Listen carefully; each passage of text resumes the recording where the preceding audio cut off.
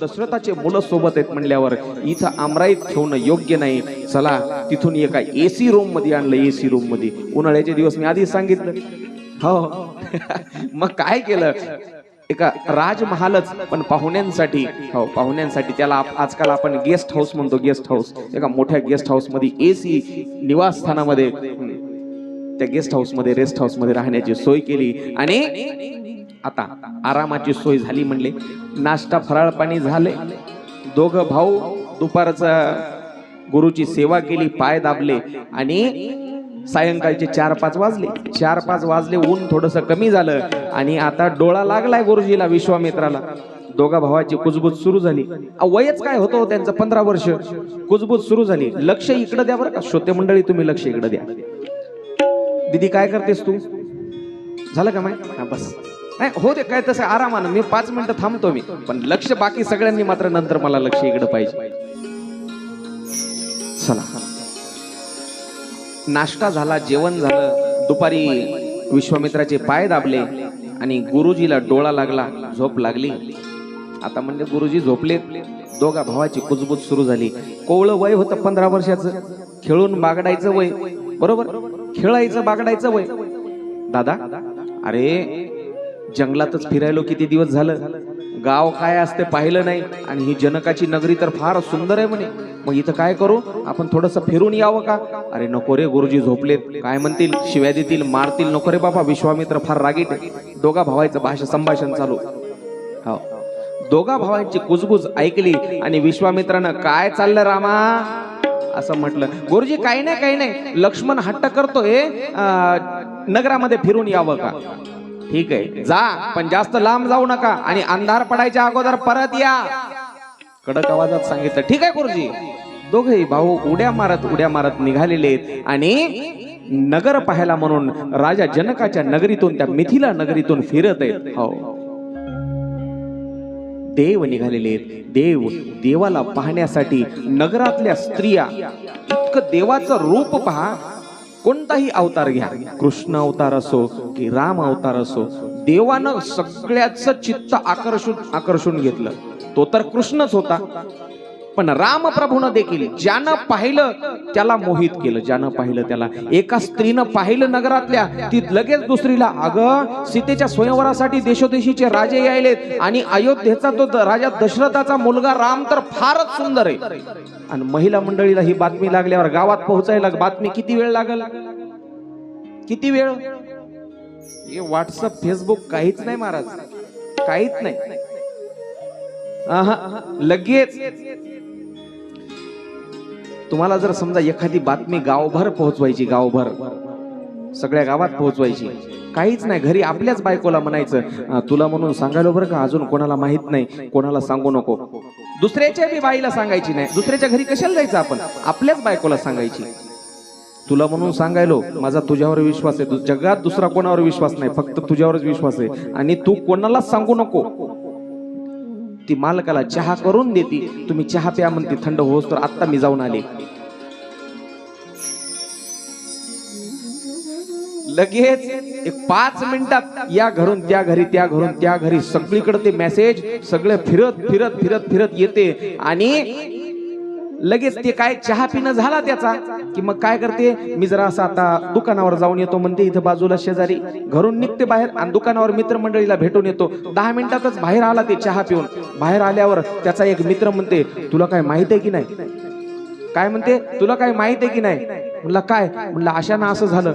म्हणला तुला कोण सांगितलं? म्हणला माझ्या बायकोनं म्हणून सांगितलं. म्हणला कोणाला सांगू नको बरं काय. या स्वतः यानं सांगितलं त्याच्याच बायकोला. तिनं 3रीला 4थीला 5वीला असं करत फिरत बातमी त्याच्या शेजारच्या घरापर्यंत येऊन पोहोचली आणि त्या बाईनं तिच्या नवऱ्याला सांगितली. आणि त्या दोघा मित्राचं दुकानावर बोलणं चालू, अशानं असं झालं म्हणून तुला काही माहिती आहे की नाही? म्हणला ही बातमी फिरत आली तरी कुठून? म्हणला कुठून आली माहित नाही, पण सगळ्या गावानं झाली मात्र एवढं नक्की. महिला मंडळी रामानं पाहिलं एका स्त्रीनं पळत गेली घरामध्ये. अगं तुला काय माहिती की नाही, राजा दशरथाचा राम आणि त्याचा भाऊ लक्ष्मण सुद्धा इतके सुंदर आहेत, इतके सुंदर. किती सुंदर, अति सुंदर. बस रूप सावळे सुकुमार, रूप सावळे सुकुमार, रूप सावळे सुकुमार, कानी कुंडले, कानी कुंडले मकराकार, मकराकार, रूप सावळे सुकुमार, रूप सावळे सुकुमार, रूप सावळे सुकुमार. रूप सावळे सुकुमार, कानी कुंडले मकराकार. इतका तो देव सुंदर आहे, राम सुंदर आहे आणि लक्ष्मण देखील सुंदर आहे. सगळ्या स्त्रियांची कुजबूज. कोणी बाल्कनी मधून पाहते, कोणी गॅलरी मधून पाहते, कोणी खिडकी मधून पाहते, कोणी दरवाजात उभं राहून पाहते, कोणी रस्त्यानं चालत असलेल्या राम आणि लक्ष्मणाला पाहतायत. स्त्रियांची कुजबूज सुरू झालेली आहे. गौर किशोर देख कर काछे, करसर चाप श्याम के पाछे. गौर किशोर देख कर काचे. गौर किशोर म्हणजे गोऱ्या वर्णाचा जो करसर चाप, खांद्याला जो धनुष्यबाण अडकवलेला आहे. श्याम के पाचे, श्याम वर्णाचा जो आहे, श्याम वर्णाचा म्हणजे जो सावळा आहे, त्या सावळ्याच्या मागे जो गोरा चाललेला आहे त्याचं नाव लक्ष्मण आहे. सावळ्याच्या मागे जो गोरा चाललेला आहे त्याचं नाव लक्ष्मण. नाम राम लघु भ्राता, त्याचं नाव लक्ष्मण आहे. कोणाचं नाव? जो पुढं सावळा चाललेला आहे, सावळ्या रंगाचा, श्याम रंगाचा, त्याच्या मागे जो गौरवर्णाचा म्हणजे गोरा चाललेला आहे त्याचं नाव लक्ष्मण आहे. रामाचा लहान भाऊ. सुन सखी तासू सुमित्रा माता, त्याच्या आईचं नाव सुमित्रा आहे. सुमित्रेचा तो मुलगा आहे. स्त्रियांची कुजबूज. एका क्षणात सगळी माहिती काढली. दशरथाचा मुलगा, रामाचा भाऊ, सुमित्रेचा पुत्र, सगळ्या माहिती असतात स्त्रियांजवळ. जो पुढे श्याम वर्णाचा चालतोय तो राम आहे, माग माग चालतोय तो सुमित्रेचा लक्ष्मण किंवा लखन आहे. सगळ्या नगरानं बातमी पोहोचली आणि सीता माईला जनक राजाच्या महालामध्ये बातमी पोहोचली तिच्या मैत्रिणीकडून. दोन मैत्रिणी धावत धावत गेल्या. दोन मैत्रिणी धावत धावत गेल्या आणि सीतामाईला सांगितलं, जानकी जानकी तुला काय माहित आहे की नाही? म्हणले काय ग? अगं देशोदेशीचे राजे यायलेत, पण त्याच्यामध्ये राजा दशरथाचा अयोध्येचा जो राजकुमार आहे राम आणि लक्ष्मण दोघं पण आलेत. आणि राम तर अतिशय सुंदर आहेत, अतिशय सुंदर. अगं सगळा गाव वेडा झालाय, किती सुंदर. सगळं गाव पागल झाले म्हणलं तर. म्हणले किती सुंदर आहे, तुम्ही पाहून तर या. त्या दोन मैत्रिणी स्वतः पळत पळत गेल्या आणि रस्त्यानं चालत असलेल्या रामाला आणि लक्ष्मणाला पाहिलं. एक क्षण पाहिलं, पाहत राहिल्या आणि परत पुन्हा सीतेकडे पळत आल्या. जानकी जानकी बहुत सुंदर आहे, बहुत. अगं किती सुंदर आहे, बहुत सुंदर आहे. अगं सांगा तरी की जानकी. कसं सांगणार? अगं सांगावत लागणार आहे किती सुंदर आहे. म्हणले सांगू शकत नाही. का सांगू शकत नाही? ज्या डोळ्यांनी पाहिलंय ते डोळे बोलू शकत नाहीत, आणि जी बोलू शकते जीभ तिनं पाहिलं नाही. काय म्हटलं मी? ज्या डोळ्यांनी पाहिलंय ते डोळे ते बोलूच शकत नाहीत, आणि जीभ जी बोलणारी जीभ आहे, जे तोंड आहे ते पाहू शकत नाही. म्हणून किती सुंदर आहे त्याचं वर्णन नाही करू शकत. हो, दुसऱ्या दोन मैत्रिणी आल्या. त्या म्हणले अगं खरंच इतका सुंदर आहे. ते तर पुढं असं खालून खालून चाललेत. म्हणले आपण चौथ्या मजल्यावर आहेत, वर. आता खाली कधी जावा तोपर्यंत ते निघून जातील. अगं म्हणले वरूनच पाहता येते. कसं काय? जनकपुरातल्या मुली सुद्धा एवढ्या हुशार होत्या महाराज, तुला कळत नाही का? म्हणले अगं काही नाही, असे ओंजळवर फुलं धर म्हणले, टाक त्याच्या डोक्यावर. बस ते पाहते म्हणले वर कुठून फुलं पडले म्हणून, मग पाहायचं म्हणले आपण. त्या दोन मैत्रिणी पळत पळत घेतल्या, एका टोपल्यामध्ये फुलं घेतले ना असे ओंजळभर फुलं टाकले रामाच्या लक्ष्मणाच्या डोक्यावर. रामानं वर पाहिलं आणि हसून अभिवादन केलं, हसून अभिवादन केलं. राम प्रभू. धावत धावत त्या मैत्रिणी पुन्हा सीतेकडे जातात आणि सांगू शकत नाही, सीता सांगू शकत नाही किती देव सुंदर आहे, किती राम सुंदर आहे, सांगू शकत नाही. विचार करा, आपण प्रत्यक्ष देवाला कधी पाहिले का? कधीच नाही, कधीच नाही. आपण फक्त पाहिलं देवाला ते म्हणजे फोटोमध्ये. फोटो मधला देव जर इतका सुंदर दिसत असेल तर खरा परब्रह्म परमात्मा तो किती सुंदर असेल. हजारो गवळणीचं मन वेधून घेणारा, अहो रात्रंदिवस त्यांच्या डोक्यावर मनावर अधिराज्य करणारा तो देव कसा असेल? बस गोड भजन है, गोड भजन। जिनकी प्रतिमा इतनी सुंदर, वो कितना सुंदर होगा। नाम है तेरा तारणहारा। सर्वांनी मोठ्या प्रेमाने टाळी वाजवायची बरं का। नाम है तेरा तारणहारा, कब तेरा दर्शन होगा। जिनकी प्रतिमा इतनी सुंदर, वो कितना सुंदर होगा, वो कितना सुंदर होगा। नाम है तेरा पालनहारा, कब तेरा दर्शन होगा। जिनकी प्रतिमा इतनी सुंदर, ओ कितना सुंदर होगा, ओ कितना सुंदर होगा। पाठीमाग माय मावल्यांना विनंती, सर्वजण भजन करत चला। तुमने तारे लाखों प्राणी, ये संतों की वाणी है। तेरी छवि पर मेरे भगवन, ये दुनिया दीवानी है। ये दुनिया दीवानी है। भाव से तेरी पूजा रचाओ, जीवन में मंगल होगा। जिनकी प्रतिमा इतनी सुंदर, ओ कितना सुंदर होगा, ओ कितना सुंदर होगा। वो कितना सुंदर होगा, वो कितना सुंदर होगा। आपण फक्त कल्पना करू शकतो, कारण स्वतः देव आपण कधी पाहिला नाही।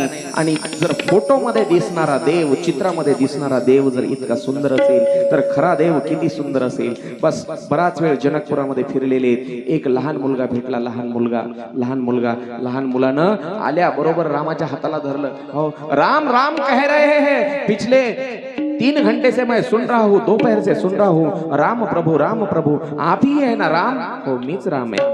तू कोण? मी या गावातलाच। मग माझ्या घरी चला ना, माझ्या घरी चला ना। म्हणजे कशाला रे, घरी कशाला? हो, माझ्या घरी माझी आई बिमार आहे, आई बिमार आहे।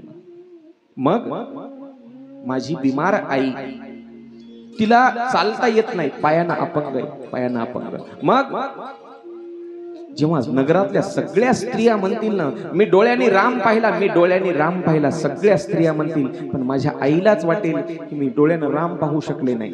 मग माझ्या आईला दर्शन देण्यासाठी माझ्या घरी चला। त्या लहान मुलानं प्रभू रामचंद्राच्या हाताला धरलं आणि घरी घेऊन आला। हो, आई बघ कोण आले बाळा, आई बघ कोण आले। दुपारपासून सगळं नगर राम राम राम म्हणून वेड झालंय, तो राम आज आपल्या घरी आलेला आहे। आईने डोळे भरून पाहिलं रामाला, आणि तेवढ्यामध्ये एक ग्लास भर पाणी त्या लहान मुलानं राम प्रभूच्या पुढे धरलं, राम प्रभूच्या। अरे मी कुठलंही पाणी पित नाही बाळा, देवा तुम्ही जर नाही पाणी पिलं तर माझ्या पूर्ण कुळाला डाग लागेल, तुम्हाला हे द्यावं लागलं। म्हणून पतित पावन सीताराम, सगळ्यांना देव जवळ घेतो, त्याला म्हणायचं देव। लक्ष्मणानं सांगितलं, दादा बराच वेळ झालाय, गुरुजी रागावतील, आपण आता गुरुजीकडे गेलं पाहिजे। बस राम प्रभू आणि लक्ष्मण भैया तिथून थेट गुरुजीकडे आलेले आहेत। आणि गुरुजीकडे आल्याच्या नंतर हो, आलास रामा? हो, भोजनाची वेळ झालेली आहे। जेवण केलं, आणि जेवण केल्यावर विश्वामित्रजी गप्पा गोष्टी करत आहेत। रात्रीची वेळ झालेली आहे, विश्वामित्र आराम करत आहेत, विश्वामित्राचे पाय दाबत आहे जगाचा बाप राम, आणि शेष रूपी तो लक्ष्मण। पाय दाबत आहेत. विश्वामित्राला झोप लागली आणि मग तिथून बाजूच्याच कक्षामध्ये बाजूच्या खोलीमध्ये दोघा भावांची झोपण्याची व्यवस्था केली होती, रामाची आणि लक्ष्मणाची. तिथं गेल्याच्या नंतर रामप्रभू झोपलेले आणि लहान भाऊ लक्ष्मण रामाचे पाय दाबतोय. विचार केला तर दोघही बरोबरीचेच आहेत, फक्त एका दिवसाचा फरक आहे. एक सोमवारचा आहे, एक मंगळवारचा आहे, एक बुधवारचा आहे, असे बरोबर. पण तरीही रामप्रभूचे पाय दाबतोय लक्ष्मण भैया. आणि लक्ष्मण पाय दाबत असताना रामप्रभूला डोळा लागला आणि लक्ष्मणाच्या डोळ्यातून अश्रू व्हायला लागले. लक्ष्मणा, डोळ्यातील अश्रू रामाच्या पायावर पडले आणि रामानं डोळे उघडले. लक्ष्मणा, काय झालं रे? आठवण येते का कुणाची बाळा? नाही दादा, आठवण कुणाची येत नाही. आईची, बाबाची. तुम्हीच माझे आई बाप आहेत, मला आईची बाबाची कोणाची आठवण येत नाही. राजा दशरथाचीही नाही, सुमित्रा माईची नाही, कैकेयीची नाही, कौशल्याची नाही. मग रडतोयच कशामुळं? तुम्हीच तर माझे आई बाप आहेत. अरे मग रडायला काय झालं? कोणी काय बोललं का? नाही दादा, 2 दिवसानंतर धनुष्यभंगाचा कार्यक्रम आहे. 2 दिवसानंतर धनुष्यभंगात, आणि मला माहित आहे तो धनुष्य तुमच्या हाताने तुटणार आहे आणि सीतामाई तुम्हाला वरमाला घालील. मग सीता माझी वहिनी होईल, सीता माझी वहिनी. अरे मग बरंच झालं ना, चांगली गोष्ट आहे. मग काय झालं? सीतामाई दादा वहिनी झाल्याच्या नंतर आज मी ज्या चरणाची सेवा करत आहे त्या चरणावर अधिकार, त्या चरण सेवेवर अधिकार सीतामाईचा होईल.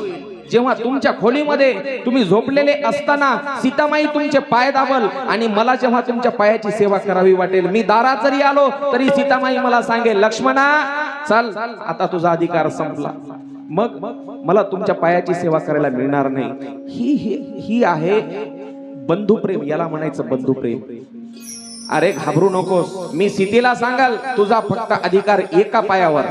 आजपासून सीतेचा अधिकार फक्त डाव्या पायावर राहील, उजवा पाय आजही तुझ्या ताब्यात लक्ष्मण. ही बंधू प्रेमाची भावना रामायणातून घ्यायची आपल्याला.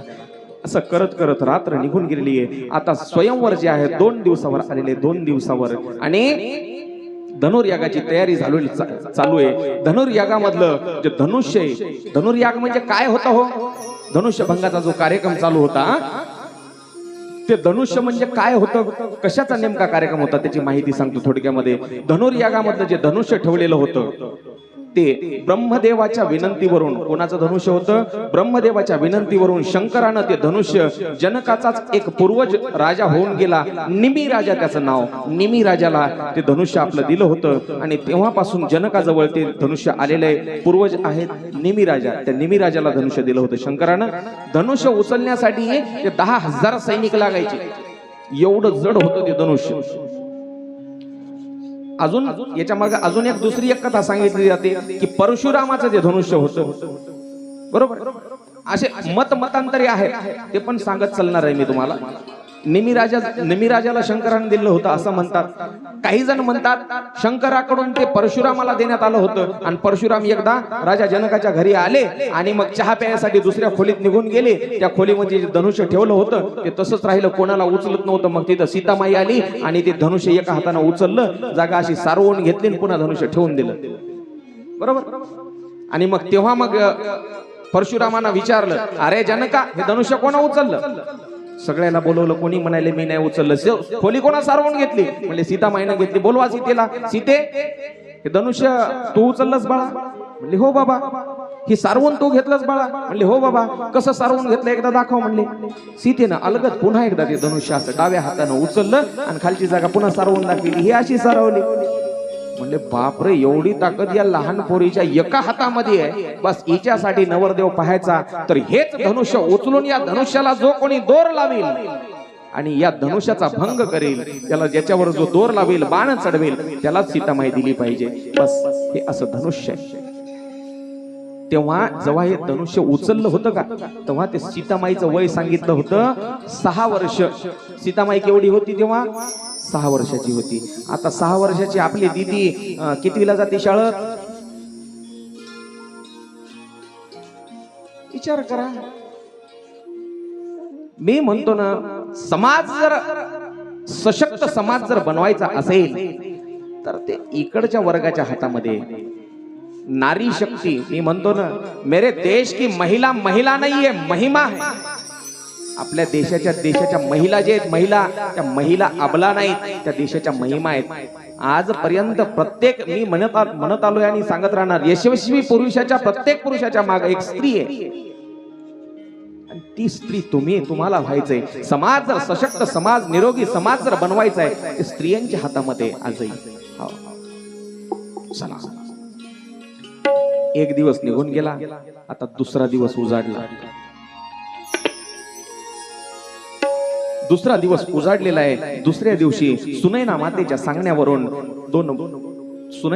सांगण्यावरून काही मैत्रिणी सोबत घेतल्या, 8 मैत्रिणी सोबत घेतल्या, असं तुलसीदासांनी सांगितलेलं आहे. 8 मैत्रिणी सोबत घेतल्या आणि त्या मैत्रिणींना सोबत घेऊन सुनैना मातेनं सांगितलं, बाळा आता उद्या तुझं स्वयंवर होणार, लग्न होणार. मग काय करतो, बागेमध्ये जे शंकराचं मंदिर आहे, गौरीचं मंदिर आहे, पार्वतीचं मंदिर आहे, तिथे जाऊन दर्शन घे आणि देवाचं दर्शन पूजा करून ये. बस सीतामाई म्हणली ठीक आहे.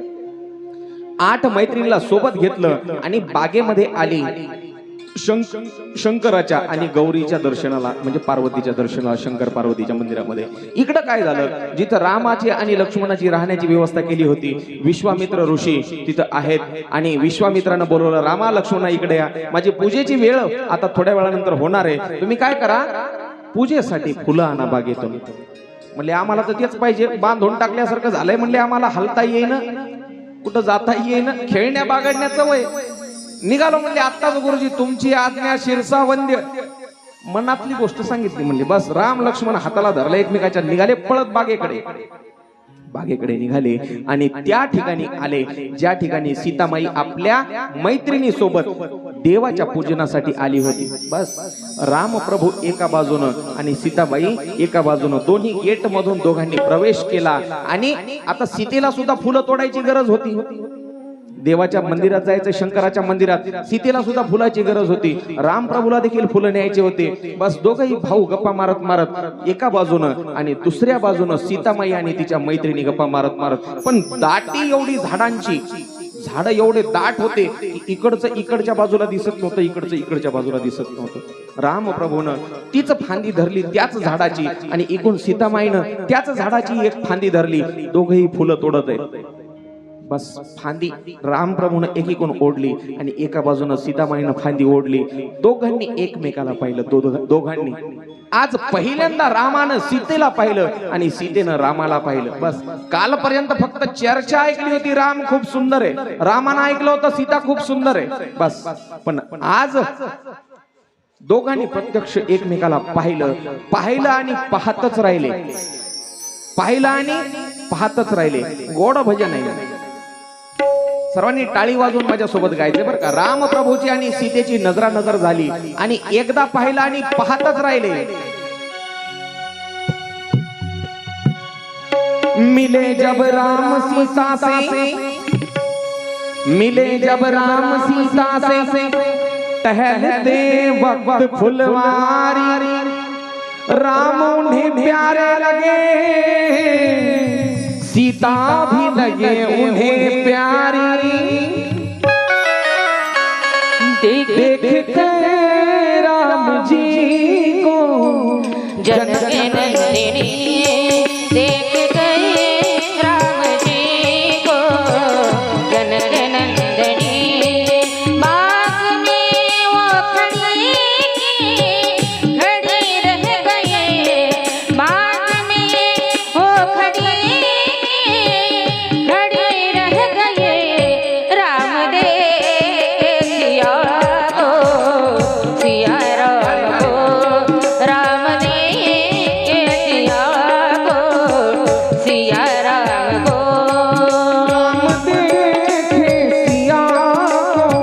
सिया राम को, राम देखे सिया राम को। चारों अखियाँ लड़ी रह गए, चारों अखियाँ लड़ी रह गए। देख गए राम जी को जनक नंदिनी, देख गए राम जी को जनक नंदिनी। देखे राम जी को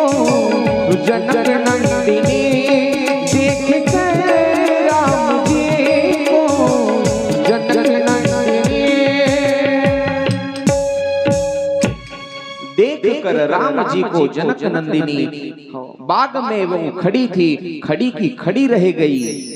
राम देखे सिया को, सिया देखे राम को, चारों अखियां लड़ी की लड़ी रह गई।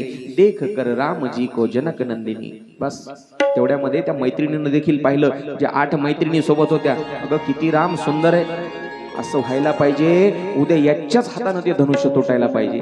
मैत्रिणी मुलीचं पोरीचं बोलणं कसं असतं, असं व्हायला पाहिजे म्हणले, उद्या याच्याच हाताने धनुष्य तुटायला पाहिजे, आणि आपल्या सीतेला आपल्या जानकीला हाच नवरदेव भेटायला पाहिजे.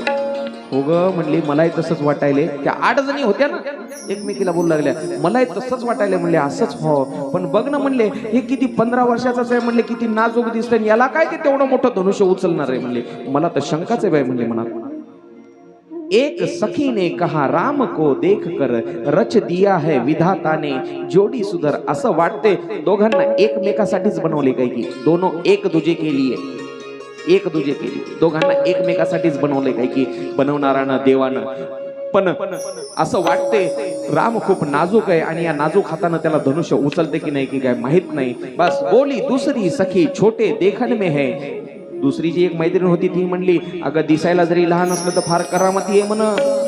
काय दिसायला जरी लहान असलं तर फार चमत्कारी आहे म्हण, करामती. फिर चमत्कार इनका नहीं जानती, एक ही बाण में ताडिका राक्षसी, जी ताडका नावाची राक्षसी होती का, एकच बाणामध्ये एकच बाण मारला होता. उठ नहीं सकी पडी की पडी रह गई. देख कर राम जी को जनक नंदिनी. एकच बाण मारला होता त्या ताडका राक्षसीला, लय ताकदवान नाही हे बी, कमी समजू नका. बस राम आणि सीता एकमेकाला पाहत आहेत. तेवढ्यामध्ये मैत्रीनं आवाज दिला, सीते चलो शंकर जी के मंदिर में, माताजी राह देखती होंगी महल में, जल्दी जाना है. असं म्हटलं. मग सीता भानावर आली, आणि मग सीता मैत्रिणीच्या हाताला हात धरला आणि फुलं घेऊन पळून गेली गौरीच्या मंदिरामध्ये, शंकरजीच्या मंदिरामध्ये, आणि तिथं मनोमन प्रार्थना केली, मनोमन प्रार्थना. हो, जय जय गिरीवर राज किशोरी, जय महेश मुखचंद चकोरी, जय गज वदन शतानंद माता, जय जगनी दामिन यश गाता, नहीं तब आदि मध्य अवसाना, अमित प्रभाव वेद नहीं जाना. गौरीची स्तुती केली, गौरीची तुलसीदासांच्या भाषेमध्ये जय जय गिरीवर राज किशोरी. आपल्या भाषेत सांगू का, मराठी भाषेमध्ये आपण गौरी स्तवन करू. गौरी स्तवन. मी शरण तुला हे अंबे मा, मी शरण तुला हे अंबे मा, मी शरण तुला हे अंबे मा, मी शरण तुला हे अंबे मा.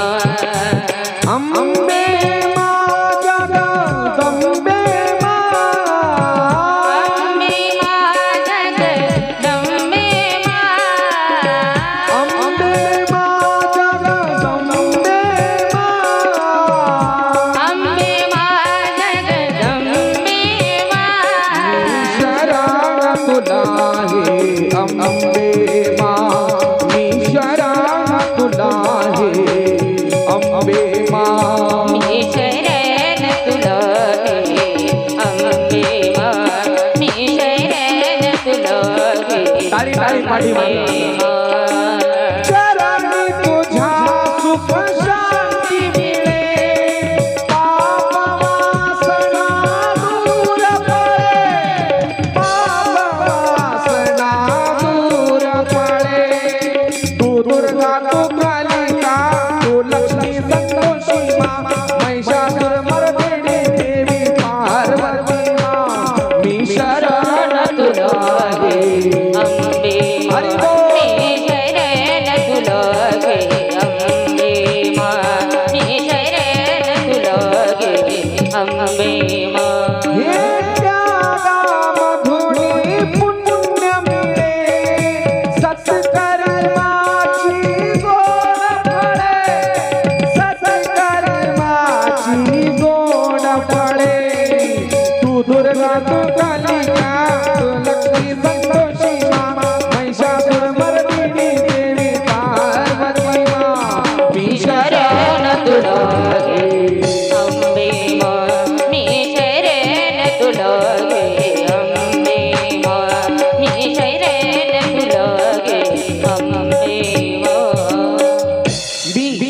तुला हे अंबे मा.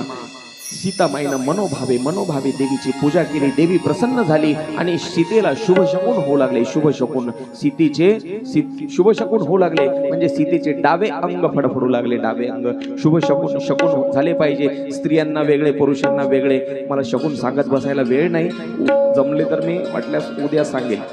उद्या सांगतो शुभ शकून काय असतं, शकून होणे म्हणजे काय, आणि काय काय शकून झाले म्हणजे काय काय घटना घडतात उद्या सांगेल. आज जर सांगायला गेलं तर भरपूर वेळ लागणार आहे, कारण आता 4:45 वाजले.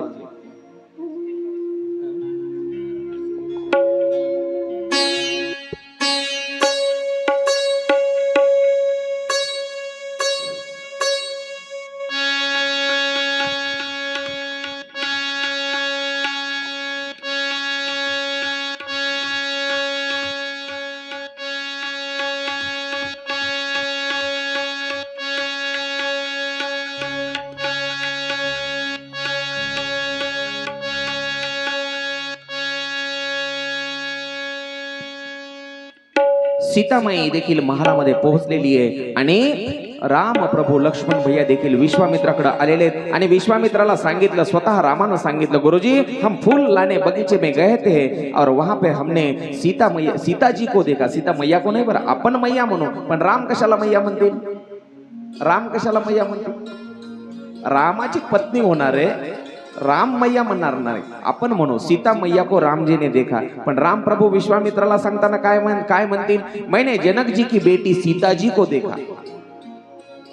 राम आहे ते, आदर्श प्रभू श्री रामचंद्र आहे. ते का आपल्यासारखं आहे का? बायको ऑफिस मध्ये असती, नाही तर शेताला गेलेली असती. आपण समजू शेताला गेलेली, आपण सगळे ग्रामीण भागातले. बायको शेताला गेलेली असते आणि नवरा लहान मुलाला खेळवते. लहान मुलाला झोका देते, मांडीवर घेते, कडीवर घेते. ते लईच रडायला लागते. भूक लागली असेल त्याला, आईशिवाय करमत नसते. लहान लेकरू म्हणल्यावर काय, पण हे काय करते? लहान मुलाला खेळवते, झोके देते. थांब बाळा थांब, आता आपली मम्मी येते. मम्मी कोणाची? आपली का? काय राजू, काय संसार करायले तुम्ही? मम्मी त्या बाळाची, पण हे येड म्हणते आपली मम्मी येते. आता काय शोभते रामानं.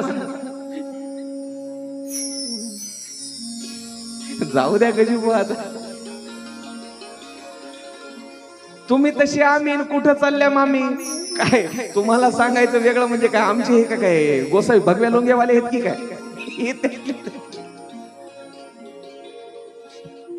आमचे सुदाम महाराज आता येणारे 1 महिन्याभरामध्ये बाबा होणार आहेत. सुदाम महाराज 1 महिन्यामध्ये बाबा होणार आहेत. सागरजीचं पंचांग पाहणार आहे मी, अजून काय पाहिलंच नाही. नवरदेवच व्हायचा राहिलाय तर ते बाप कधी होईल? आमच्या गजूबुवाचा 5 वर्षाचा हरी आहे, श्री हरी त्याचं नाव. 5 वर्षाचा. संसार लय अवघड आहे. त्याचं लग्न मीच लावलं. मंगलाष्टका म्हणायला मीच होतो आमच्या गजूबुवाच्या. शेवटच्या मंगलाष्टकापर्यंत सांगितलं बरं का त्याला, नको रे बाबा संसार चांगला नाही, लय बेजारी होती, जाय पळून. घोड्यावर बसला होता, घोड्यावर. त्याला म्हणलं असंच घोडं घेऊन जा, या घोड्यावाल्याचे पैसे मी देतो. ते म्हणला महाराज हे घोडच पळणं झाले, घोडच पळणं. म्हणला घोडं काय, घोडं पळत होतं, याला पळू वाटणं गेलं. आणि आता म्हणते लय बेजारी व्हायली हो, बायको लय टाकून बोलायली. तेव्हा पळून जाय म्हणलं, तेव्हा गेला नाही. आता काय संसार पहा, अशी गोष्ट आहे ज्याचा अजून ज्याचं लग्न झालं नाही त्याला वाटते कवा होती की, आणि ज्याचं झालंय त्याला वाटते गोसाई राहिला असतो तर बरं झालं असतं. येडा आहेस का, आता सोडती होय तुला ती? चला, रामानं सांगितलं मी सीतेला पाहिलं आणि खूप सुंदर रूप आहे तिचं, सुंदर रूप है, सुंदर रूप देखने में कब समय निकल गया पता नहीं चला, इसलिए देर हो गई गुरुजी. ठीक आहे म्हणले, काय हरकत नाही, उशीर झाला का? रामाच्या मनातील भाव ओळखले. भाव कोण? विश्वामित्रानं. आणि आशीर्वाद दिला. आशीर्वाद, सुफल मनोरथ होई तुम्हारे, राम लखन सुनी भय सुखारे आणि सुखी व्हा तुम्ही. तुमच्या मनातील मनोरथ पूर्ण व्हावा. तुमचा मनोरथ पूर्ण व्हावा म्हणजे काय मनोरथ? मला सीता मिळावी रामाचा मनोरथ तो पूर्ण होईल. गुरुजींचा आशीर्वाद. आणि मग स्वयंवराचा दिवस उजाडला. स्वयंवराचा दिवस. जनकानं आणि शतानंद ऋषीला बोलवलं. शतानंदजी विश्वामित्राला आणि राम लक्ष्मणाला बोलवून घेऊन या. हो, राम लक्ष्मणाकडं विश्वामित्राकडे बोलवण्यासाठी शतानंद ऋषी आले. शतानंद ऋषीनं आल्यावर सांगितलं विश्वामित्राला, चलो विश्वामित्र बाबा, आपके साथ जो दो राजकुमार आए हैं उनको भी साथ लेकर चलो. महाराज जनक ने बुलाया है स्वयंवर मंडप में. विश्वामित्र उठून उभे राहिले आणि राम लक्ष्मणाला आवाज दिला, चलो राम, चलो लखन, हम देखते हैं आज विजय किसकी होने वाली है. हो, आता पहा, मस्त प्रसंग आहे. सर्वांनी भावविभोर होऊन कथा ऐकायची आहे. लक्ष सगळीकडे द्या.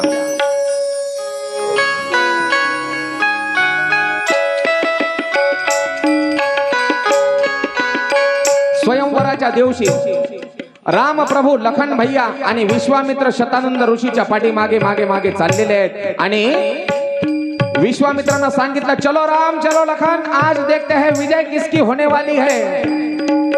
लक्ष्मणानं सांगितलं, महाराज कुछ भी कहो, जिसके सर के ऊपर आप जैसे गुरुओं का आशीर्वाद है विजय तो उन्हीं की होगी. जिन पर आपकी कृपा है विजय उन्हीं की निश्चित है.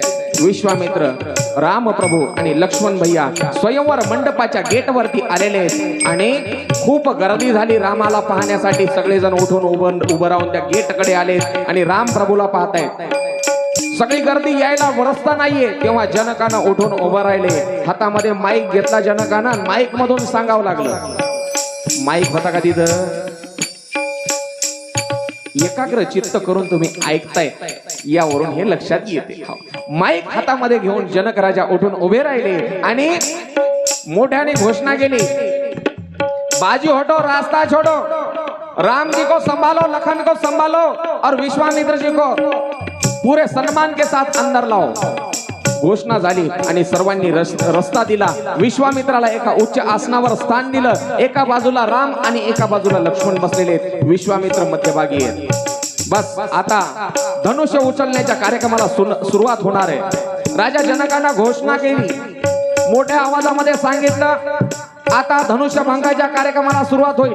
मंचकावरती हा जो धनुष्य ठेवलेला आहे हा धनुष्य उचलून याला दोर लावून याच्यावर जो बाण चढवेल त्याला माझी मुलगी सीता गळ्यामध्ये वरमाला घालेल.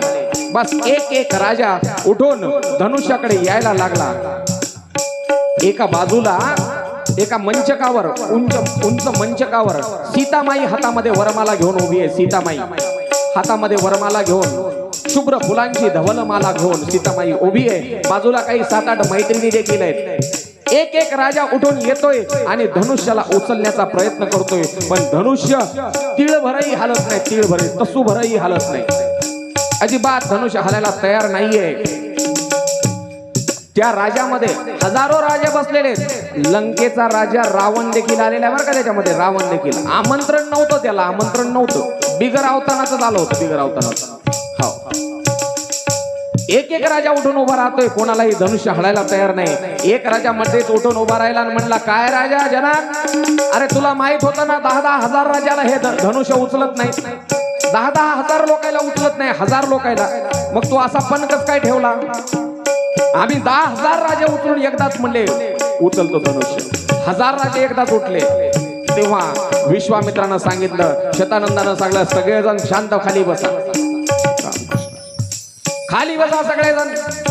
कोणी जर खरा पुरुष असेल, वीर असेल, त्यानं एकट्याने येऊन धनुष्य उचलण्याचा प्रयत्न करावा.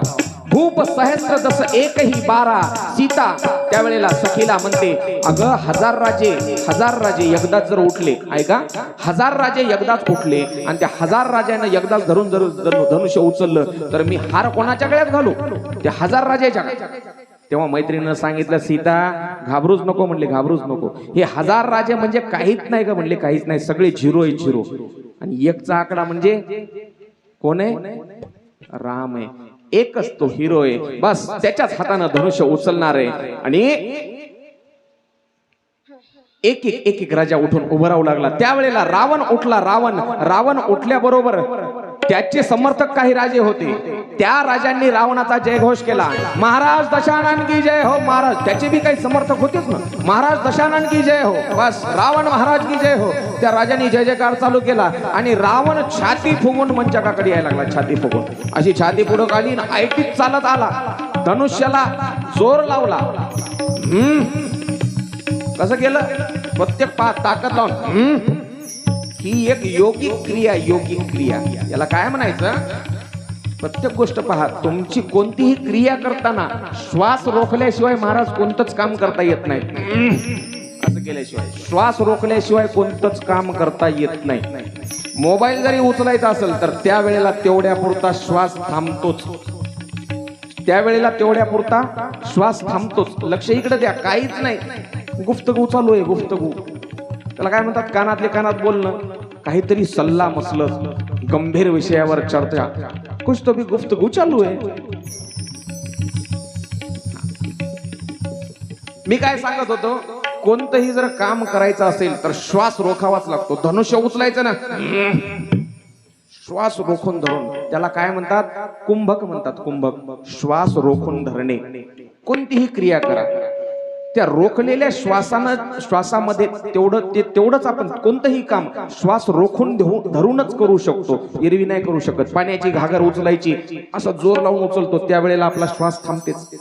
काहीही काम करा, हे जे काम केलेलं असते श्वास रोखून धरून, ते त्यानं काम केलेलं असते. कोण? त्यानं. जे चालू श्वासामध्ये होते ते आपण करतो आपल्या शरीरानं. पण कोणतंही हे असं उचलायचं जरी काम केलं तर आपण काय म्हणतो? मी उचललं. अरे येडा आहेस तू, काहीच उचलू शकत नाहीस. तुला उचलणारा ते आहे. श्वास रोखून धरून जे कार्य होते ते भगवंत करतो. आणि प्रत्येक काम हे श्वास रोखून धरूनच होतं. एरवी कामच होत नाही माणसाच्या. प्रत्येक काम देव करतो ना, आपण म्हणतो मी केलं. आपण काय करणार आहेत का? अरे आपल्याला उचलणारा तो आहे. चला, रावण उठलेला आहे. रावण. आणि रावण मंचकाकडे येऊ लागला.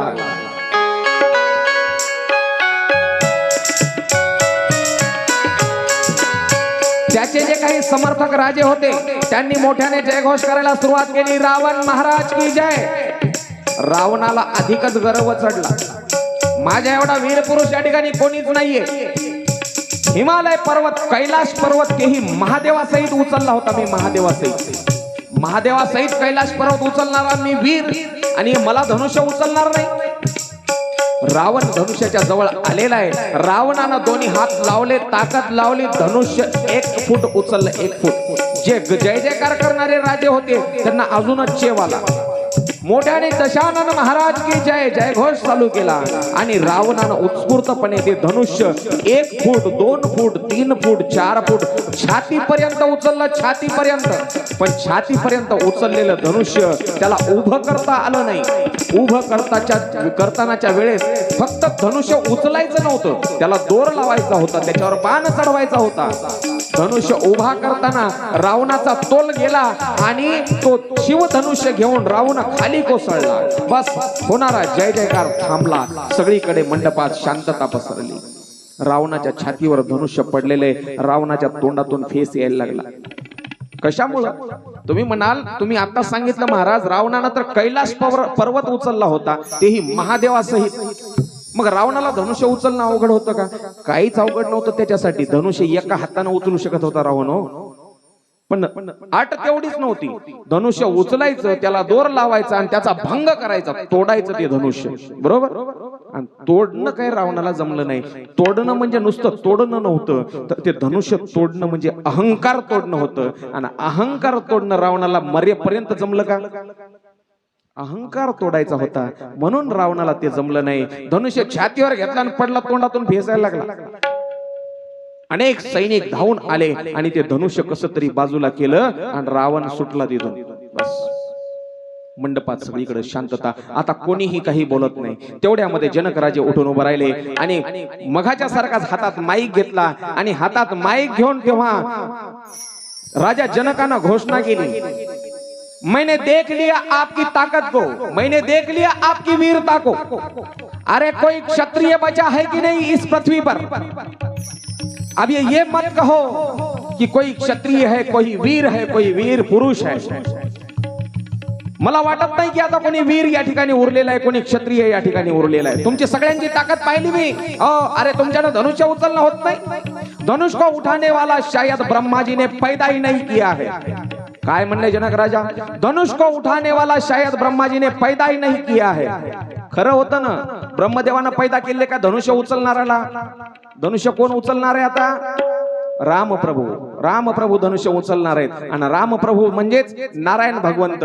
नारायण भगवंतानं ब्रह्मदेवाला पैदा केलेलं आहे. ब्रह्मदेवानं नारायणाला का नाही? बस तेव्हा हाताच्या मुठी आवळल्या लक्ष्मण भैयानं लक्ष्मणाला राग आला. हो, जबान संभालो राजा जनक, तोंड सांभाळून बोला. राम भैया, मैं क्रोध के मारे लाल हो रहा हूं. आप भी उठते नहीं और मुझे भी आज्ञा नहीं देते. अरे धनुष्य धनुष्य म्हणून काय ओरडतोस राजा जनका? अरे तुझं धनुष्यच नाही तर तुझी सगळी ही जनक नगरी उचलून आता समुद्रामध्ये नेऊन बुडवून टाकतो.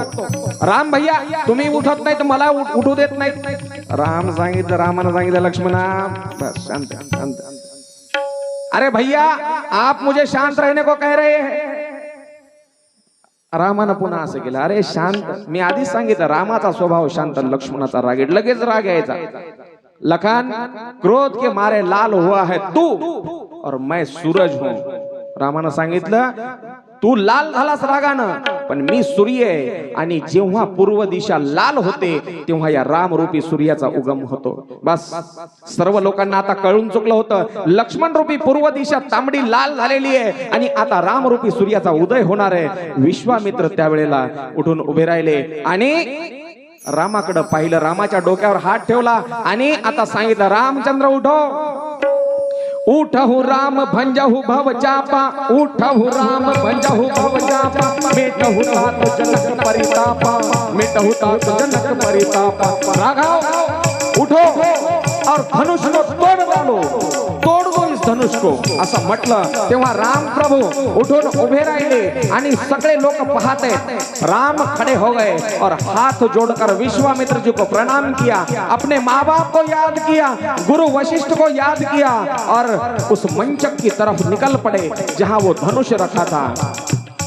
जैसे मानो कोई शेर का बच्चा हिमालय के नीचे उतर रहा हो.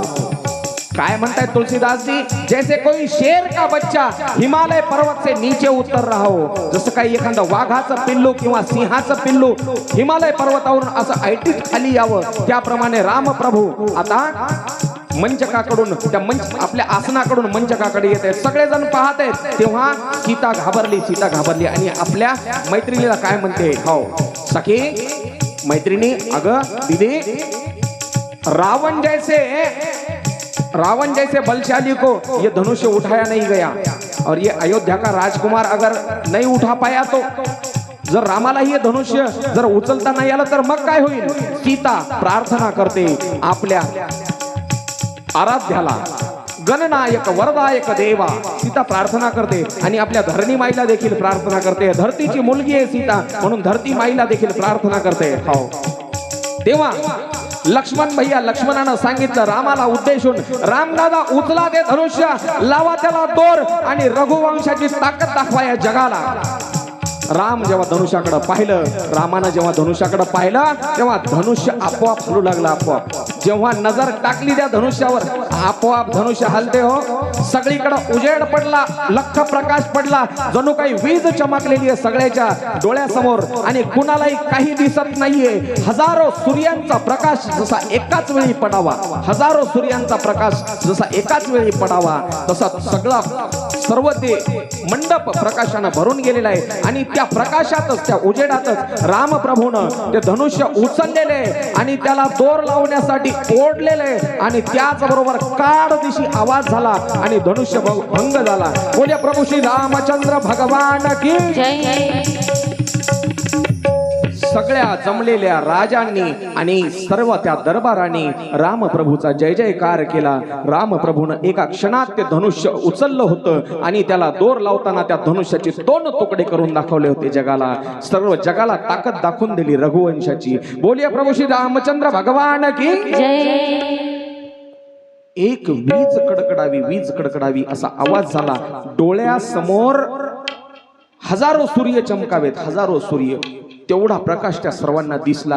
काय झालं काही कळलं नाही. एका क्षणामध्ये बस त्या धनुष्याच्या तुटण्याच्या आवाजानं काय काय झालं तुलसीदास वर्णन करतायत. हो, इतका आवाज झाला, इतका आवाज झाला, हिमालय के पत्थर टूटने लगे, बादल गरजने लगे, नदियों का बहाव बदल गया, समुद्र खलबलाने लगा, बड़े बड़े साधुओं की समाधि टूट गई, शेषनाग व्याकुल हो गए, धरती हिलने लगी. सब सोचने लगे, सगळे विचार करू लागले काय झालं असेल. सब सोचने लगे क्या हुआ क्या हुआ. बस तब तुलसीदास ने कहा, तब तुलसीदास ने, तेव्हा तुलसीदासांनी सांगितलं काय, कोदंड खंडे हो राम तुलसी जयती वचन उच्चारही. कोदंड नावाचं ते धनुष्य राम प्रभूनं तोडलं आणि त्या धनुष्याचे 2 तुकडे झालेले पाहिले आणि लक्ष्मणाला अति आनंद झाला, अति आनंद लक्ष्मणाला. हो, बस ज्या आसनावर, ज्या खुर्चीवर, ज्या सिंहासनावर लक्ष्मण बसलेला होता त्या त्या आसनावरून लक्ष्मण उतरला नाही, त्यानं उडीच मारली, उडी मारली आणि पळत पळत पळत राजा जनकाच्या समोर गेले. जनकाच्या समोर, ए राजा जनक बघ, देख देख, एवढा वेळ ओरडत होता ना, कोणी वीर उरला नाही, कोणी क्षत्रिय उरला नाही, कोणी पुरुष. अरे बघ माझ्या भावानं एका क्षणामध्ये, हो, पिछले 1 घंटे से बकवास कर रहा था, कोई क्षत्रिय नहीं बचा, कोई क्षत्रिय. मेरे भाई को देख, 2 टुकड़े कर डाले, 2 टुकड़े. दूसरा कोई धनुष्य है तो वो भी ला दे. अरे एकच नाही, अजून एखादं दुसरं धनुष्य असलं तर आण, एका क्षणात तोडून दाखवतो. बस असं म्हटलं आणि लक्ष्मणानं सुद्धा एखादा मोठ्याने जय जयकार केला. बोलिये रामचंद्र भगवान की जय. त्याच वेळेला सगळा दरबार शांत झाला आणि जनकानं सीतामाईकडे पाहिलं. एवढ्या वेळेपासून सीतामाई जी हातामध्ये वरमाला घेऊन उभी होती, ती वरमाला घेऊन सीतामाई आलेली आहे आणि सीतामाई वरमाला हातात घेऊन आली.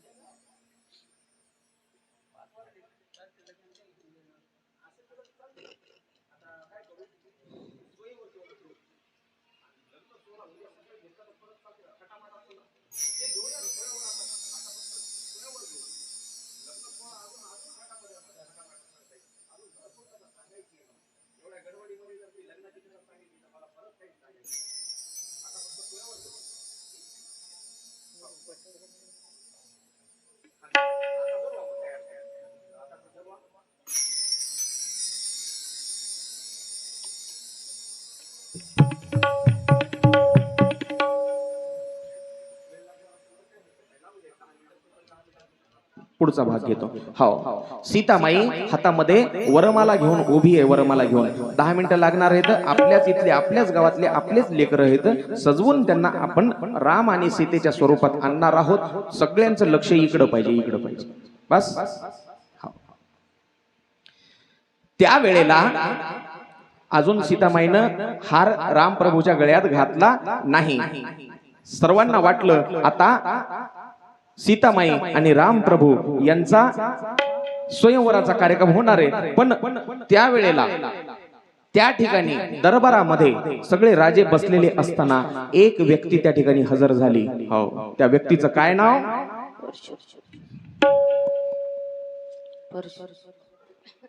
मला माहित आहे सगळं. बस सगळ्यांचा बाप तो परशुराम. धिप्पाड शरीर, बळकट खांदे, पिलदार शरीर, हातामध्ये एका हातामध्ये परशु आणि तो परशुराम आलेला आहे. आणि मोठ्या करारी आवाजामध्ये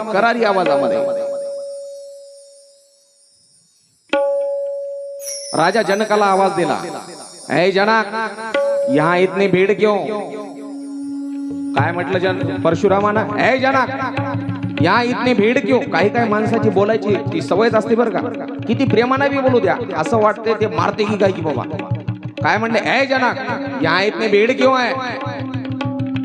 आपको पता नहीं 21 बार पृथ्वी निक्षत्रिय करने वाला परशुराम अभी जिंदा है. क्यों ये सब यहाँ लोग कल्ला कर रहे हैं? मेरी इजाजत के बगैर यहाँ क्षत्रिय सम्मेलन क्यों रखा है? 21 वेळा पृथ्वी निक्षत्रिय केली होती. 21 वेळा जेवढे शरण आले तेवढे सोडले आणि बाकीचे सगळे कापून काढले होते क्षत्रिय त्या परशुरामाला. परिस्थिती सगळी शांत आहे पण तणावपूर्ण आहे. टीव्हीला बातम्या पाहताना सगळेजण काय सांगतात, मालेगाव येथे थोड्या वेळापूर्वी दंगे झालेले आहेत, 4 पोलिसाच्या गाड्या पेटवून दिलेल्या आहेत. आता सगळी परिस्थिती नियंत्रणात आहे पण शांततेत आहे. बरोबर आहे. तसेच आता परिस्थिती सगळी तणावपूर्ण आहे पण शांत आहे. कोणीच कोणाला बोलत नाही, कोणीच कोणाला बोलत नाही. जनक राजा भयभीत झालेला आहे आणि विश्वामित्र तटस्थ आहेत. विश्वामित्र काहीच बोलत नाहीत. रामप्रभू देखील शांत आहेत. लक्ष्मण क्रोधित आहे. परशुराम चालत चालत चालत चालत समोर आले आणि जेव्हा पाहिलं समोर धनुष्याचे 2 तुकडे झालेले पाहिले, त्यावेळेला मात्र परशुरामाच्या रागाचा पारा चढला. ए मूर्ख जनक, काय म्हणतायत? ए मूर्ख जनक, ये धनुष किसने तोड़ा है?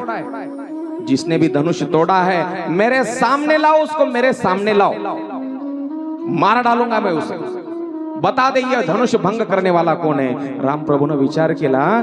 जनकाला किती विचारलं तर राजा जनक सांगेल का कोण धनुष्य तोडलंय ते? सांगेल का? आता माझ्या मुलीच्या होणाऱ्या नवऱ्यानं तोडलंय म्हणून मुलीला आता अजून लग्नच झालं नाही तर विधवा, लग्नाच्या आधी विधवा करेल का कोणी? हो, माझ्या जावयानं असं धनुष्य तोडलंय म्हणून राजा जनक सांगणार नाही. जीव गेला तरी. तेव्हा राम प्रभू स्वतः समोर आले आणि तेव्हा स्वतः सांगितलं, नाथ शंभु धनु भंज निहारा, होय ही केऊ एक दास तुम्हारा. ज्यानं हा धनुष्यभंग केलाय तो एक तुमचा सेवक सुद्धा होऊ शकतो, तुमचा दास सुद्धा असू शकतो. सेवक राघव सेवक कहते हो, सेवक तो सेवा करने वाला होता है. उसने दुश्मनी का काम किया है मेरे साथ, कौन है वो बताओ. त्यावेळेला लक्ष्मणाला राग आला. लक्ष्मण रागानं विश्वामित्राला म्हणतात, गुरुजी दादा शांत आहे तरी पण हे म्हातारं पहा कसं बोलते त्याला. दादा रामदादा शांत आहे तरी पण हे म्हातारं कसं बोलते पहा, जरा बघू का मी याच्याकडं. विश्वामित्राला वाटलं आधीच हे सनकी आहे म्हातारं परशुराम आणि याला जरा मोकळं सोडलं तर इथं काही नाही, कापाकापीच होती म्हणला. बस लक्ष्मणजी तयार झालेत आणि आगीत जसं पेट्रोल टाकावं, आगीमध्ये जसं पेट्रोल टाकावं त्याप्रमाणे बोलू लागले. बस बहुत धनुष तोड के लड़काई बचपन में ऐसे कई कई कमटे तोडे है मैंने. काय म्हणते लक्ष्मण भैया? महाराज धनुष्य धनुष्य म्हणतात, हे धनुष्य आहे का? असे कमटे माझ्या लहानपणी किती तोडलेत म्हणले मी. कमटे लिंबाच्या काडीचे असे लांब बनवितात का? बरोबर, तुमच्याकडे आहे का ती लेकराला खेळायची सवय? लिंबाची असं एक लिंबाचं लाकूड घ्यायचं, त्याला खालून सुतळी बांधायची आणि ते हायब्रिडीचं ते सरकाळी घ्यायची. बरोबर आहे, त्याला कमटे म्हणतात. असे धनुष्य म्हणले म्हाताऱ्या लय तोडलेत म्हणले लहानपणी. बस असा राग आला तेव्हा परशुराम म्हणले, ए राज, ए बालक, ए मूर्ख बालक, मुंह संभाल कर बात कर. तुझे यहाँ धनुष्य किसने तोड़ा ये पूछने के लिए बुलाया है. सामान्य लगता है क्या तुझे ये धनुष? लक्ष्मण म्हणतात, अरे हे धनुष्य सामान्य नाही तर काय? सामान्य नाही का? लक्ष्मण म्हणले सामान्य नाही ना. परशुराम म्हणले नाही सामान्य नाही. मग हे जर धनुष्य जर असामान्य असेल तर हे असामान्य धनुष्य तोडणारा देखील कोणीतरी असामान्यच असेल ना. धनुष्य साध्या माणसाला उचलत सुद्धा नाही, जर या धनुष्याला तोडलं असेल तर तो किती वीर असेल याचा तर विचार करा. त्याला तोडणारा सुद्धा सामान्य नाही. मग कुऱ्हाड घेऊन धावले परशुराम आणि अरे मूर्ख आहेस का तू? तुझ्या नादी लागायला वेळ नाही. मारा जाएगा ये बालक, अपनी माँ की गोद खाली करेगा. राम प्रभू पुढे आले, म्हणले आता याला आवरावं लागणार लक्ष्मणाला. राम म्हणतायत, जाने दो बाबा, छोटा बच्चा है, इसके मुंह में तो अभी दूध भरा है, इसके मुंह में अभी दूध भरा है. अरे अजून याच्या तोंडामध्ये दूधच आहे. म्हणले बाबा जाऊ द्या ना, याच्या ओठावरचं दूध वाढलं नाही. आपण म्हणतो ना अजून याच्या ओठावरचं दूध वाढलं नाही, जाऊ द्या ना. अरे दूध नहीं रे, ये तो जहर है, जहर. इतना तू इतना साधा है और तेरा भाई इतना ये टेढ़ा है. लक्ष्मणजी चिडवायचं काम करतायत आणि राम प्रभू शांत करायचं काम करायला. लक्ष्मण चिडवायलेत म्हाताऱ्याला आणि राम प्रभू शांत करायचं काम करायले. बराबर है महाराज, मेरे भाई का और मेरे स्वभाव में बहुत अंतर है. हो, वो सीधा है और मैं टेढ़ा हूँ, लेकिन आप भी तो टेढ़े ही है. आप भी टेढ़े और मैं भी टेढ़ा. तू भी पण वाकडा मी वाकडाच म्हणले, वाकड्या स्वभावाचा. हो. परशुराम पुन्हा चिडले आणि परशुराम म्हणतायत, जबान संभाल कर बात कर पागल बच्चे, मारा जाएगा मेरे हाथों. राम म्हणतायत, राम जाने दो मैं गुनेगार हूं, उसका कोई कसूर नहीं है. बोलत बोलत राम प्रभूनं असं दोघांना ढकलत बाजूला केलं आणि जे खांद्यावर शेला टाकलेला होता, शेला तो अलगद असा बाजूला सरकला आणि छातीवरची ती खून पाहिली ती खून छातीवरची रामप्रभूच्या ती खून पाहिली जी एका भक्तानं लाथ मारलेली खून आहे देवाच्या छातीवर. काय खून आहे ती? पंढरपूरच्या विठ्ठलाला कधी पाहिलं की नाही डोळे भरून? बस श्री वत्सलांचन हृदय विलासन भृगु नावाच्या ऋषीनं लाथ मारली होती लाथ. हो. देव म्हणला मान्य आहे यार, तुमच्या सारख्या साधू संतांसाठी तर माझे अवतार आहेत, तुझी लाथ देखील मान्य आहे म्हणला. ती लाथ मारलेली भृगु ऋषीची लाथ मारलेली खून रामप्रभूच्या छातीवर आहे, कारण देव स्वतः विष्णूचे अवतार आहेत. ती खून पाहिली आणि मग ओळखलं परशुरामानं, देवा तुमचं काम आहे होय. बस परशुरामानं ओळखलं आणि हात जोडले. हात जय रघुवंश बनज बन भाऊ. परशुरामानं स्तुती केली दशरथाच्या कुळाची, रामप्रभूच्या कुळाची. जय रघुवंशी बनज बन भाणो गहन तनुजे कुले दहन कृसाणो. जय रघुवंशी बनज बन भाणो गहन तनुजे कुले दहन कृसाणो. जय सूर विप्र धेनु हितकारी जय मद मोह को भ्रमहारी. जय रघुवंशी बनज बन भाणो गहन तनुजे कुले दहन कृसाणो. जय सूर विप्र धेनु हितकारी जय मद मोह को भ्रमतारी.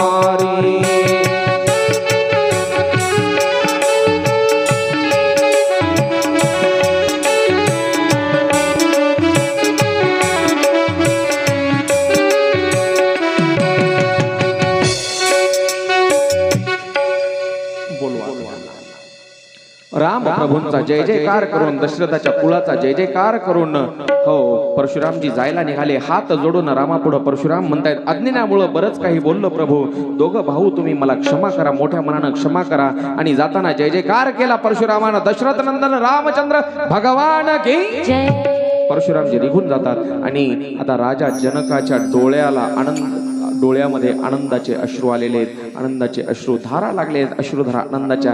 का? सगळं जग ज्याला घाबरते त्या परशुरामाला, ज्यानं 21 वेळा पृथ्वी निक्षत्रिय केली, तो परशुराम येऊन आपल्या जावयाच्या पुढे हात जोडतोय. म्हणजे आपला जावाई काही सर्वसामान्य नाही, हो सर्वसामान्य नाही. रामासारखा जावाई मिळाला आणि म्हणून राजा जनकाच्या डोळ्याला अश्रुधारा लागलेले आहेत. आणि सीतेला मग आज्ञा दिली, सीता ये पुढं आणि ती जी वरमाला आहे ती रामप्रभूच्या गळ्यात घाल. त्यावेळेला सीता मंचकाच्या समोर आलेली आहे, रामप्रभू समोर आलेले आहेत. आणि आता सीतामाई वरमाला रामप्रभूच्या गळ्यामध्ये घालणार. पण रामप्रभू उंच, हातच पूर्ण ना, हातच पूर्ण, कशी घालायची वरमाळा?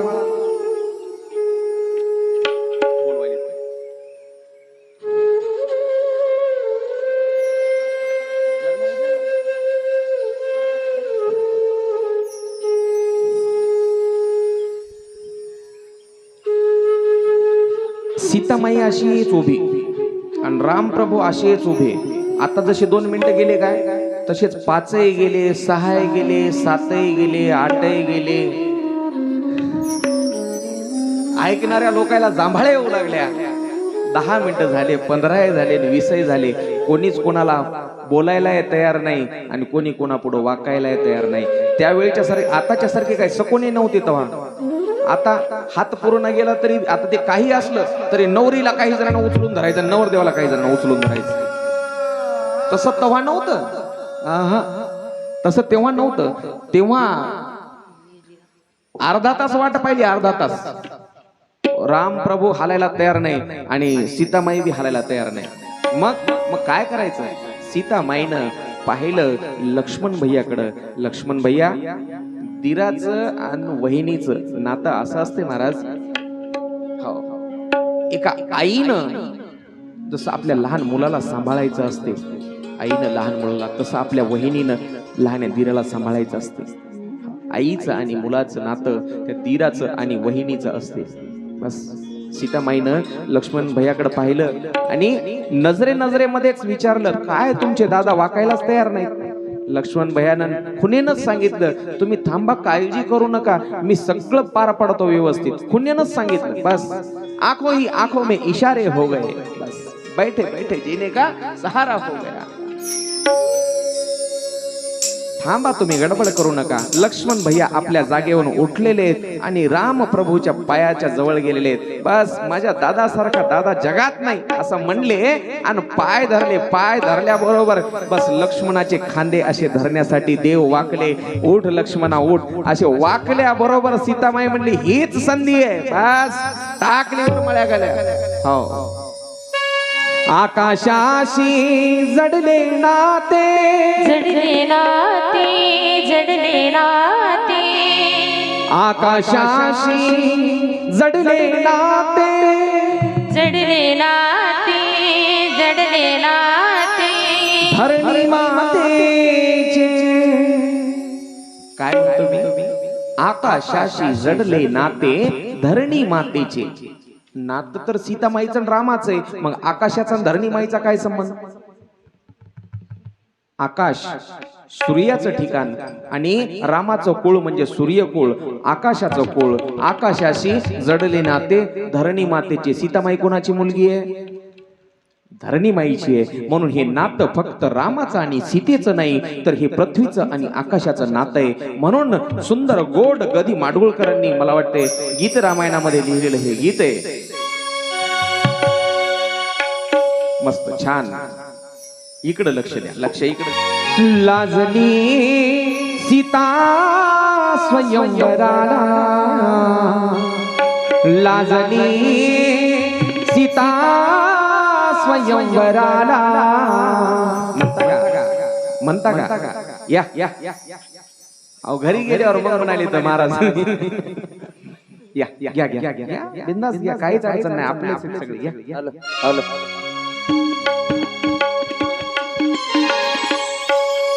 लाजली सीता स्वयंवराला, पाहुणी रघुनंदन सावळा, पाहुणी रघुनंदन सावळा.